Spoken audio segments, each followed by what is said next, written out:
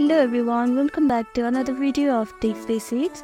In this tutorial video, we are going to learn how to log in UDC Finance. First step is to open a browser. Here I am using Google Chrome. Now click on the search bar and type in UDC Finance login. Now scroll down a little bit until you see this logo, click on it. And the top navigation bar you can see My UDC button, click on it. Now it will lead you to a new tab.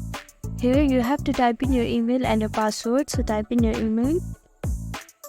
Now type in your password. If you have forgotten your password, you can click on this link and reset it. And if you don't have an account yet, you can click on register and create a new account. Now click on login, and these are the simple steps that you can follow to log in UDC Finance. Thank you for watching this video. I hope this video was helpful to you. Please do like, share and subscribe to our channel, and don't forget to comment down below if you have any queries. Thank you.